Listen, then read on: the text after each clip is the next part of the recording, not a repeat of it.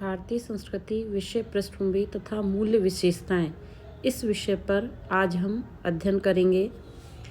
मानव समाज की सबसे बड़ी जो विशेषता है वो उसकी संस्कृति है।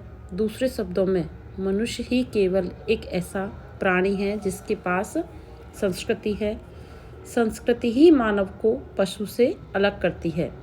संस्कृति एक ऐसा पर्यावरण माना जाता है जिसमें रहकर मनुष्य समाज का एक सक्रिय सदस्य बनता है तथा वह सामाजिक प्राणी के रूप में अपने अस्तित्व को विकसित करता है। मनुष्य के साथ संस्कृति का ये जो दोहरा संबंध है, जहाँ एक ओर मनुष्य स्वयं पूर्ण रूप में संस्कृति की उपज है, वहीं दूसरी ओर संस्कृति मनुष्य की रचना है। जहाँ मानव संस्कृति को बनाता है, गढ़ता है, वहीं जो संस्कृति है वह मनुष्य को मनुष्य बनाती है।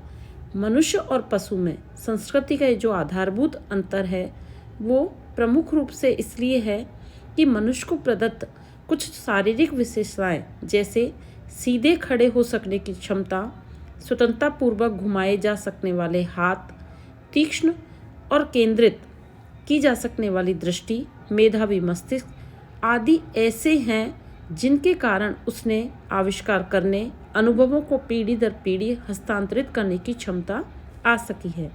इन लक्षणों के आधार पर ही मनुष्य ने संस्कृति का निर्माण किया। अतः संस्कृति जो है वो एक अजन्म मानव प्रघटना है। हॉवेल ने जो हमारे एक लेखक हैं, उन्होंने संस्कृति को एक अनोखी मानव प्रघटना कहा है।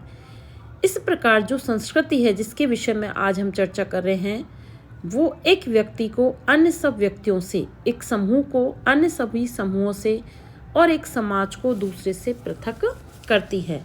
मनुष्य की सुप्त जो मानवीय भावनाएं, उनको जागृत करने व मानवता का व्यवहार करने की जो प्रेरणा है वो संस्कृति ही देती है।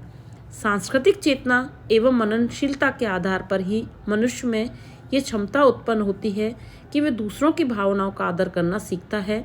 मनुष्य संस्कृति ही मनुष्य के मन एवं बुद्धि को शुद्ध और परिष्कृत बनाने का कार्य करती है।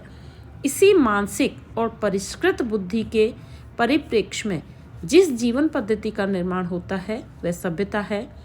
संस्कृति जीवन की आंतरिक एवं सभ्यता बाह्य तत्व है। इस प्रकार संस्कृति के विषय में एक हमने सामान्य जानकारी है वो आज प्राप्त की है।